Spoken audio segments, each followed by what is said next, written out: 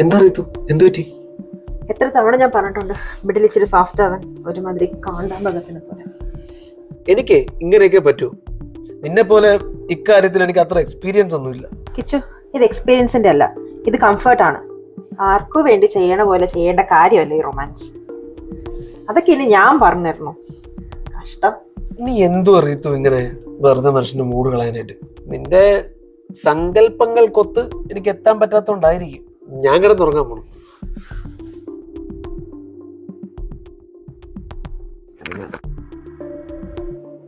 അതിന്റെ ഡോക്യുമെന്റേഷൻ എന്തായി? ഓ ആണോ? അതൊന്ന് കഴിഞ്ഞിട്ട് എത്രയും വേഗം എനിക്കും സെൻഡ് ചെയ്തേക്കാമോ? അത് നോക്കിയിട്ടാണ് എനിക്ക് ബാക്കിയുള്ള പണികളിലേക്ക് നോക്കാൻ. ഇല്ലില്ല, അത് കുഴപ്പമില്ല. എനിക്കൊന്നൊരു 1-2 മണിക്കൂറിനകം കിട്ടിയാൽ മതിയാവും. ഓ, അതിന്റെ കാര്യം ഞാൻ വിട്ടുപോയി. ഞാനൊന്ന് നോക്കട്ടെ. ഫോൺ സംസാരമൊക്കെ കഴിഞ്ഞോ? കഴിഞ്ഞു. ഈ പീരിയഡ്സിന്റെ സമയത്ത് ഇങ്ങനെ വീടിന്റെ മുറ്റത്തൊക്കെ ഇറങ്ങി നിൽക്കാവോ? അതിന് ഈ സമയത്തിന് ഇപ്പൊ എന്താ കുഴപ്പം? ഇവിടെ ചില ചിട്ടവട്ടങ്ങളൊക്കെ ഉണ്ട്, അതനുസരിച്ച് നീ ഇവിടെ നിൽക്കണം. പീരീഡ്സ് ആണ് എന്നും പറഞ്ഞ് ഫുൾ ടൈം വീടിനകത്ത് തന്നെ ഇരിക്കണം എന്നുണ്ടോ? അമ്മയുടെ ഈ ചിന്തയൊന്ന് മാറ്റാവോ? എനിക്ക് ആദ്യമായിട്ടല്ല പീരീഡ്സ് ആവുന്നത്. അതുകൊണ്ടേ എന്തൊക്കെ ചെയ്യണം ചെയ്യണ്ടെന്നുള്ളത് എനിക്കറിയാം. നിന്റെ പെരുമാറ്റം കണ്ടിട്ട് അങ്ങനെയൊന്നും തോന്നുന്നില്ലല്ലോ മോളെ. ഒരു ഒതുക്കമൊക്കെ വേണ്ടേ? ആവശ്യത്തിനുള്ള അടക്കം ഒതുക്കുക എനിക്കുണ്ട്. അത്രയ്ക്ക് അടക്കം ഒതുക്കം ഉണ്ടെങ്കിൽ നല്ലത്. പക്ഷെ ഞാനതൊന്നും കാണുന്നില്ല. അറ്റ്ലീസ്റ്റ് ഉപയോഗിക്കുന്ന പാഡെങ്കിലും മര്യാദയ്ക്ക് പൊതിഞ്ഞു കെട്ടി വെക്കണം. അതോർത്തിട്ട് അമ്മ എന്തായാലും ഇപ്പൊ ടെൻഷൻ അടിക്കണ്ട. ഞാൻ അതൊന്നും യൂസ് ചെയ്യുന്നില്ല. ഞാൻ മെൻസ്ട്രൽ കപ്പാ യൂസ് ചെയ്യുന്നത്. കപ്പോ?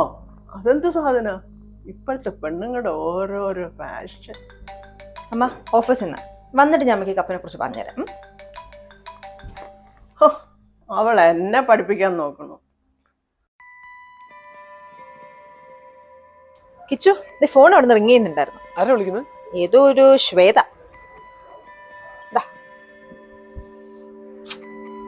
ഇവളെ ഒരു ശല്യ കേസാ. പിന്നെ അവർക്ക് ചെറുതായിട്ട് തന്നെ ഒരു നോട്ടം ഉണ്ട്. അല്ല, ഒരു പെണ്ണെന്റെ ഫോണിലോട്ട് വിളിച്ചിട്ട് നിനക്കൊരു പൊടി പോലും ഡൗട്ട് അടിച്ചില്ലേ? നിങ്ങളൊരു പെണ്ണ് വിളിച്ചെന്ന് വിചാരിച്ചിട്ടേ ഞാൻ എന്തിനാ സംശയിക്കണേ? എന്നാലും സ്വന്തം ഭർത്താവിന്റെ ഫോണിലേക്ക് ഒരു പെണ്ണിന്റെ കോൾ വരുമ്പോ ഭാര്യക്ക് ഒരു അല്പം പൊസസീവ്നെസ് ഒക്കെ ആവാം. അല്ല, ഞാനിത് നിന്റെ ഒന്ന് എക്സ്പെക്ട് ചെയ്യുന്നുണ്ട്. എടി, പെണ്ണാവുമ്പോ കുറച്ച് അസൂയയും കുശുമ്പും പുന്നായ്മയൊക്കെ വേണം. അതാണ് അതിന്റെ ഒരു ഭംഗി. എനിക്ക് അങ്ങനത്തെ കുട്ടികളെ ഭയങ്കര ഇഷ്ടം. എല്ലാ കാര്യത്തിനും ഭർത്താവിന്റെ പുറകെ നടക്കുന്ന ടൈപ്പ് പെൺകുട്ടി അതെന്തായാലും ഞാനല്ല. പിന്നെ നിങ്ങൾ ചതിക്കുവാണെങ്കിൽ ചതിക്കും, അതിനിപ്പോ എനിക്കൊന്നും ചെയ്യാനില്ല. അതെല്ലായിടത്തും പേഴ്സണൽ ചോയ്സ് അല്ലേ. ഇപ്പൊ നിനക്കാണ് ഇങ്ങനത്തെ ഒരു കോൾ വന്നെങ്കിൽ എന്റെ ചങ്ക് തകർന്നു പോയേനെ. So what, I don't care. Mallu original സീരീസിന്റെ എല്ലാ വ്യൂവേഴ്സിനും നമസ്കാരം. എന്റെ പേര് ശിവറാം. ഞങ്ങളുടെ വീഡിയോസിലൂടെ ഞാൻ നിങ്ങൾക്ക് സുപരിചിതനായിരിക്കും എന്ന് ഞാൻ വിശ്വസിക്കുന്നു. ഒരു ചെറിയ ഗിവ് അവയുടെ അനൗൺസ്മെന്റിന് വേണ്ടിയിട്ടാണ് എന്റെ ഈ വീഡിയോ. നമ്മുടെ വ്യൂവേഴ്സിന്, അതായത് നമ്മുടെ സബ്സ്ക്രൈബേഴ്സ് ആയിട്ടുള്ള വ്യൂവേഴ്സിന് ഇന്നു മുതൽ നിങ്ങൾ പോസ്റ്റ് ചെയ്യുന്ന കമന്റുകളിൽ ഏറ്റവും സോഷ്യലി റിലവന്റ് ആയിട്ടുള്ള കമന്റും പോപ്പുലർ ആയിട്ടുള്ള കമന്റും സെലക്ട് ചെയ്ത് അതിന് ഞങ്ങൾ ഗിവ് അവേ നൽകാൻ തീരുമാനിച്ചിരിക്കുകയാണ്. ചാനൽ 80,000 സബ്സ്ക്രൈബേഴ്സ് ആവുന്നതിന്റെ അന്ന് ഇന്ന് തൊട്ട് പോസ്റ്റ് ചെയ്യപ്പെടുന്ന വീഡിയോസിൽ നിന്ന് ഏറ്റവും നല്ല കമന്റ്സ് നമ്മൾ ചൂസ് ചെയ്യുകയും അവർക്ക് ഞങ്ങൾ ഒരു സ്പെഷ്യൽ ഗീവ് അവേ നൽകുന്നതായിരിക്കും. സോ നമ്മുടെ ചാനൽ സബ്സ്ക്രൈബ് ചെയ്യുക, ഈ വീഡിയോ ലൈക്ക് ചെയ്യുക, കമന്റ് ചെയ്യുക. നിങ്ങൾക്കായി ഒരു നല്ല ഗീവ് അവേ കാത്തിരിക്കുന്നതാണ്.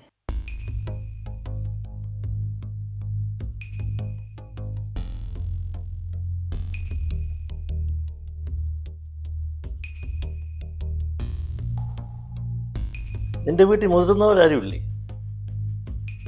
അതെന്താ അങ്കിൾ അങ്ങനെ ചോദിച്ചേ? അങ്കിളാ?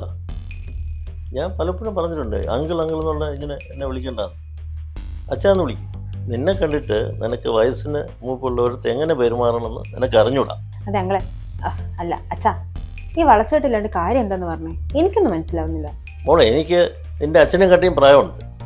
എൻ്റെ മുൻപിലേ ഇത് ഇങ്ങനെ ഇരിക്കുന്നത് ശരിയാണോ? ഇതായിരുന്നു പ്രശ്നം. ഞാൻ ദേ ഇങ്ങനെ ഇരുന്നു വിചാരിച്ചിട്ട് എനിക്ക് അച്ഛനോട് ബഹുമാനം ഒന്നും പറയാൻ പോകുന്നില്ല. എനിക്ക് ഇങ്ങനെ ഇരിക്കുന്ന കംഫർട്ടബിൾ. ഇതിനതേ ഉള്ളൂ അർത്ഥം.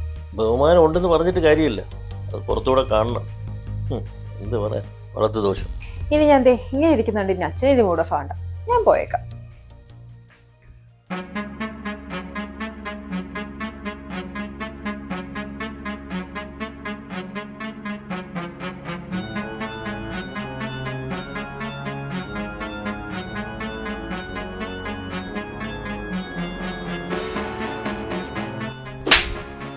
നാണുണ്ടോ നിനക്ക്? റോഡിൽ കണ്ണൂരിനോട് സംസാരിച്ചോണ്ടിരിക്കുന്നത്. ചേട്ടാ ഞാൻ പറഞ്ഞെന്താ വിശ്വസിക്കാത്തത്? ഞങ്ങളൊരു ബുക്കിന്റെ കാര്യം സംസാരിക്കായിരുന്നു. നീ അധികം വിസ്തരിക്കാനൊന്നും നിൽക്കണ്ട. ഞാൻ കണ്ടതാ എന്റെ കണ്ണുകൊണ്ട്. ചേട്ടൻ എന്താ ഞാൻ പറഞ്ഞെന്ന് വിശ്വസിക്കാത്തത്? ഞാൻ പറഞ്ഞ സത്യമാ. കൂടെ പഠിക്കുന്നവന് കൂടെ ആണടി റോഡിൽ നിന്ന് കിന്നരിക്കുന്നേ. നീ വെറുതെ നാട്ടുകാരെ കൊണ്ട് പറയിപ്പിക്കല്ലേ. എന്തുവാ ഇവിടെ? ചേട്ടത്തി, ചേട്ടൻ എന്നെ അടിച്ചു. കിച്ചു, നാണോ ഉണ്ടോ അവളെ തല്ലാൻ? നീ ഇതിൽ ഇടപെടാൻ വരണ്ട. ദേ, ഞാനൊരു കാര്യം പറയാം. ഇനി പഠിത്തം അത് ഇതെന്ന് പറഞ്ഞ് വീടിന്റെ പടി വിട്ട് നീ പുറത്തിറങ്ങാൻ പാടില്ല. കേട്ടല്ലോ? എന്റെ അനുവാദം ഇല്ലാതെ നീ ഇനി ഇവിടെ നിന്ന് ഇറങ്ങിയ നിന്റെ മുട്ടുകാലം ഞാൻ തല്ലി ഓടിക്കും. പിന്നെ നീ ഇതിൽ നിന്റെ അഭിപ്രായം വേണ്ട. നിന്റെ വീട്ടുകാരെ വളർത്തിയ പോലെ അല്ല ഞങ്ങൾ ഇവിടെ വളർത്തുന്നത്. കേട്ടല്ലോ? അതെ, ഞാൻ ഓഫീസിലേക്ക് ഇറങ്ങുവാണേ. എന്തോ റീതു ഇത്? നിനക്കൊന്ന് ശ്രദ്ധിച്ചൂടെ? എന്താ എന്തൊരു ഡ്രസ്സിങ് ആടി ഇത്? ഇങ്ങനെയാണോ ഓഫീസിലേക്ക് പോകുന്നത്? എന്താ ഇതിനൊരു കുഴപ്പം? നിനക്കേ കല്യാണം കഴിഞ്ഞൊരു ബോധമുണ്ടോ? അല്ല കിച്ചു, ഈ കല്യാണവും ഡ്രസ്സിങ്ങും തമ്മിൽ എന്താ ബന്ധം? ആണുങ്ങള് നിന്നെ ഈ കോലത്തിൽ കണ്ടു കഴിഞ്ഞാൽ നോക്കുന്നത് പല രീതിയിലായിരിക്കും. അതിപ്പോ ചേട്ടനായാലും കൂടെ ജോലി ചെയ്യുന്ന കൊളീഗ്സ് ആയാലും. എന്റെ പൊന്നു കിച്ചു, അത് നിങ്ങളുടെ ഈ വൃത്തികെട്ട നോട്ടം ആദ്യം നിർത്തണം. എന്നിട്ട് വേണം നാട്ടിലുള്ളവരുടെ നോട്ടത്തിനെ കുറിച്ച് കംപ്ലൈന്റ് പറയാൻ. അതെ, അവരവരുടെ ഇഷ്ടത്തിലുള്ള ഡ്രസ്സ് ഇടുമ്പോഴത്തേനെ കിച്ചു നോക്കുന്ന നോട്ടമാണ് ഈ നാട്ടുകാർ മൊത്തം നോക്കുന്ന രീതി ഉണ്ടല്ലോ, അത് വേണ്ട. എന്റെ പൊന്നു മോളെ, നിന്റെ ആദർശമൊക്കെ നീ വേറെ ആരുടെങ്കിലും പോയി പറ. അല്ല, നിനക്ക് കുറച്ച് സിന്ദൂരെങ്കിലും ഇട്ട് ഇറങ്ങിക്കൂടെ? അതെ, ഈ കല്യാണം കഴിഞ്ഞെന്ന് കാണിക്കാൻ കിച്ചു എന്തെങ്കിലും ഇട്ട് നടക്കുന്നുണ്ടോ? ഇല്ലല്ലോ. അപ്പൊ സത്യം പറഞ്ഞ കല്യാണം കഴിഞ്ഞാന്ന് പുറത്തറിയിക്കാൻ താല്പര്യമില്ല. അതൊക്കെ എല്ലാവരുടെ പേഴ്സണൽ ചോയ്സ് അല്ലേ. ഇങ്ങനെയൊന്നും പറഞ്ഞോണ്ടിരിക്കല്ലേ, എനിക്ക് വയ്യ തർക്കിക്കാൻ. ഞാൻ പോയി. റീതു, ഇന്ന് തന്റെ മൂടെങ്ങനെ? പിന്നെ നമുക്ക് നമ്മുടെ ഫാമിലി ലൈഫൊക്കെ ഒന്ന് പ്ലാൻ ചെയ്യണ്ടേ? നമ്മൾ അതിനിപ്പോ ജസ്റ്റ് സ്റ്റാർട്ട് ചെയ്തിട്ടില്ലേ, നമുക്ക് സമയമുണ്ടല്ലോ. സമയമുണ്ടെന്ന് എടി, എനിക്ക് 30 വയസ്സായി. എന്ന് വെച്ചാ ആദ്യത്തെ കുഞ്ഞൊക്കെ ആവേണ്ട സമയമായി എന്ന്. അതെ, ഈ ഫസ്റ്റ് ബേബിനെ വെൽക്കം ചെയ്യാനേ ഈ 30 വയസ്സെന്ന് പറയുന്നത് ഇവിടെ ആരും ഒരു നിയമം എഴുതി വെച്ചിട്ടില്ല. നമ്മൾ എപ്പോഴും ഓക്കെ ആവും, അന്നേരം നമുക്ക് പ്ലാൻ ചെയ്യാം. ഓക്കെ ആവുക എന്ന് പറഞ്ഞു കഴിഞ്ഞാൽ അതിനിങ്ങനൊരു സമയവും കാലം അങ്ങനെയൊന്നും ഇല്ലല്ലോ. ഈ ലൈഫ് എന്ന് പറയുന്ന സാധനം ഇങ്ങനെ മേലോട്ടും താഴോട്ടും പൊയ്ക്കൊണ്ടിരിക്കും. അതൊക്കെ ചിന്തിച്ച് നമ്മളത് വൈകിപ്പിക്കേണ്ട കാര്യമുണ്ടോ?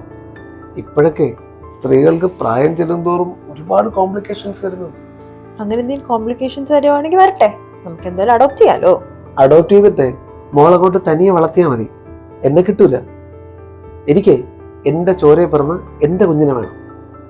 അല്ലാതെ വേറൊരു കുട്ടി പോലും ഈ വീടിന്റെ പടിവാതിൽ ചവിട്ടി അകത്തോട്ട് വരത്തില്ല. മനസ്സിലായി? എടി അവള് ശരിയാവുമെന്ന് എനിക്ക് തോന്നുന്നില്ല. ഭയങ്കര അഹങ്കാരി തന്നെ.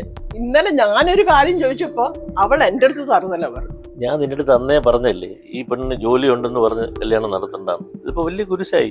ഞാൻ അറിഞ്ഞോ ഇന്നലെ മെൻസ്ട്രൽ കപ്പ് എന്താന്ന് അവൾ എന്നെ പഠിപ്പിക്കാൻ തുടങ്ങി. മെൻസ്ട്രൽ കപ്പാ? അതെന്തോന്നു? അതൊന്നും നിങ്ങൾ അറിയണ്ട. ഒരു കാര്യം ഉറപ്പാ, ഇവളെവിടെയോ തെണ്ടി നടന്ന ഒരു പെണ്ണാണ്. ഉള്ളത് തന്നെ. അല്ലെങ്കിൽ ഒരു പെണ്ണും ഇങ്ങനെ ഒന്നും സംസാരിക്കും. അവസാനം ഇത് ചീത്തപ്പേരാകാതിരുന്നാ മതി എന്റെ ചേട്ടാ. എടി, വാതിൽ ഉറക്ക്. വാതിൽ ഉറക്കാം. നീ എന്തിനാ ഇത് അടച്ചുപൂട്ടി അകത്ത് ഇരിക്കുന്നേ? എന്താ പ്രശ്നം പറയേ? ഓ, നീ എന്നെ അപ്പൊ തേച്ചിട്ട് പോകാനുള്ള പരിപാടിയാണല്ലേ? നിന്റെ വീട്ടുകാരെ വാക്ക് കേട്ട് നീ എന്നെ വിട്ടിട്ട് പോകാനാണ് നിന്റെ പരിപാടിയെങ്കിൽ എൻ്റെ കയ്യിൽ നിന്റെ ഫോട്ടോസും വീഡിയോസും ഉണ്ട്. അത് ഞാൻ എടുത്ത് സോഷ്യൽ മീഡിയയിൽ അങ്ങ് അപ്ലോഡ് ചെയ്യും. പിന്നെ നിനക്ക് വേറൊരു ജീവിതം കിട്ടില്ല എന്നുള്ള കേസ് നിനക്ക് ചിന്തിക്കാന്നേ ഉള്ളൂ. എനിക്ക് നിങ്ങളെ കാണണ്ട. എടി, വാതിൽ തുറക്ക. എന്താണെന്ന് നമുക്ക് സംസാരിച്ച് തീർക്കാം. നീ ഇങ്ങനെ അടച്ചു കയറി അകത്തിരിക്കല്ലേ? ഞാൻ പോവാ, ഞാൻ ചാവാൻ പോവാ. എനിക്ക് ദേഷ്യം വരുന്നത്. ഞാനിതെല്ലാം കൂടെ ചവിട്ടി പൊളിക്കുവേ.